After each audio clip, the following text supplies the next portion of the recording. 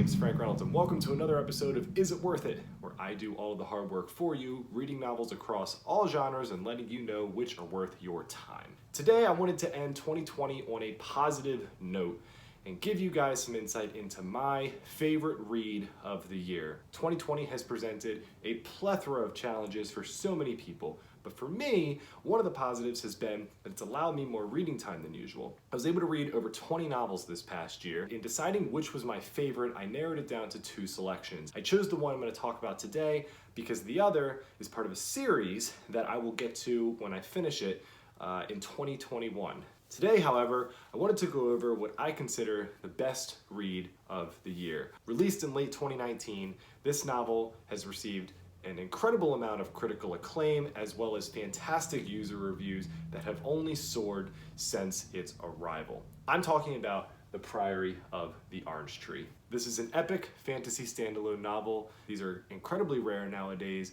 and because of how well done this is, it's a huge breath of fresh air. Before I get into the specifics of this novel, I want to take a second to just look at the binding and how beautiful this thing is. It might be the prettiest novel I've ever picked up. You can tell by the embroidery, you can tell with the 3D print, the color scheme, the artistry. I'll tell you what, when I end up publishing my novel, I will definitely want my publisher to reach out to the artist for this, because this is one of the most gorgeous novels I've ever had the pleasure of placing my hands on. On to the actual content that makes The Priory of the Orange Tree such a wonderful read. As I mentioned, The Priory of the Orange Tree is an epic fantasy set primarily in the queendom of Inys, where Queen Sabran's family lineage has kept the Nameless One at bay for 1,000 years. However, the spell/prophecy thing that has kept the Nameless One at bay for all that time has almost expired, leaving people pretty worried that this all-powerful dragon might be coming back to end the world. There's a lot of political intrigue, there's prophecies, as I said, there's dragons, there's war, and there's romance. There's a whole lot of working parts here from the fantasy landscape that make this novel very classic in terms of the tropes brought into play. However, the main thing separating it from its competition is the fact that there is a great representation of women and the LGBTQ community. We haven't seen that a lot in fantasy novels, particularly classic novels that people getting into the genre first like to read. The Priory of the Orange Tree places a huge emphasis on these groups. It is as modern a fantasy tale as you're going to read. It reads very much like a Game of Thrones, the big title that everyone's going to lose their minds over when they hear this, but it does it in a way that puts women and other underrepresented communities at the forefront of the story, giving readers a unique perspective on a fantasy world. In my opinion, it's the perfect blend between the two.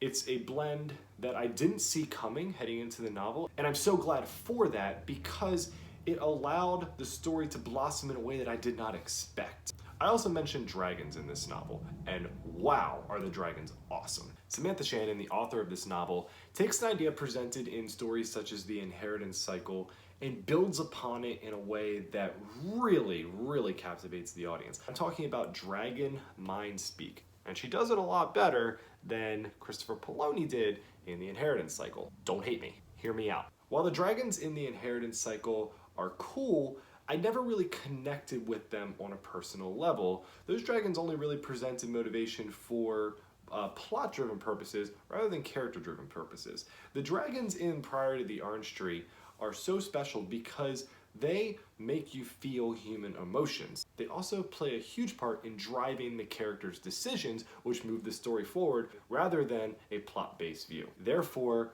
they become more than just dragons. They're almost like people, except they breathe fire, which is pretty cool. And they swim.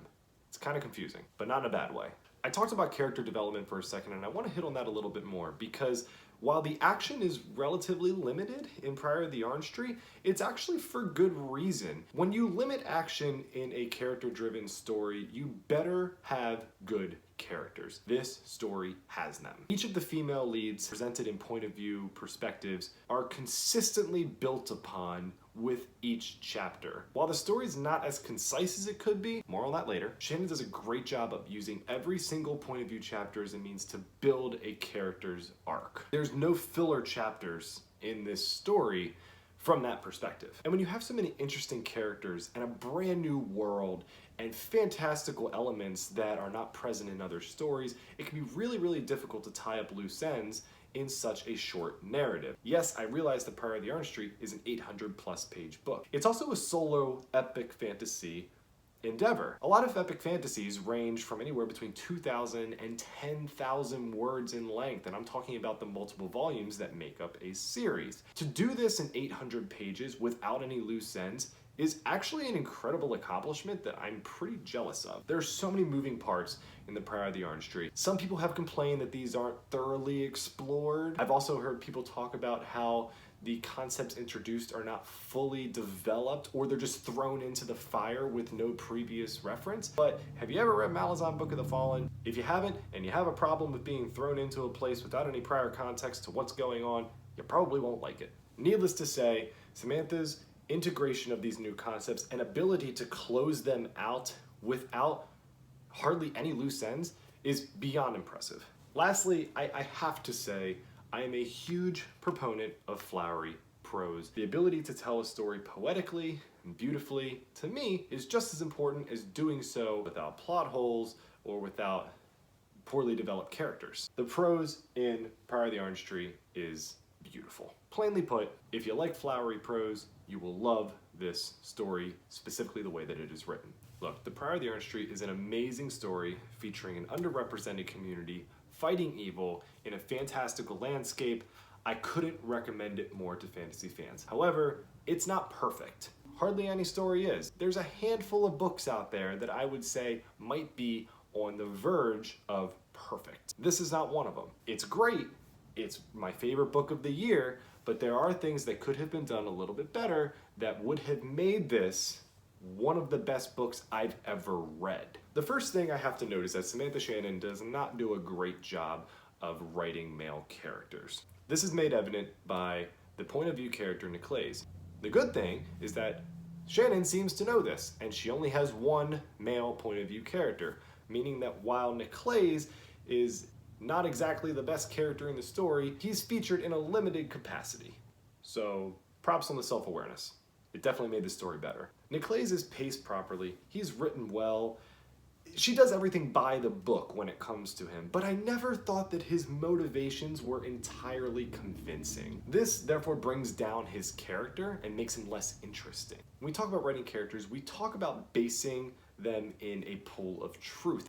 And I thought that the truth behind his actions was a little bit forced at times. Some of this might have been because there are revelations about Niclays that come throughout the novel that are meant to surprise us, and they do, but they also hinder his character development at the beginning of the story. If we would have been given some of those motivations from the onset, I think I would have liked him a little bit more.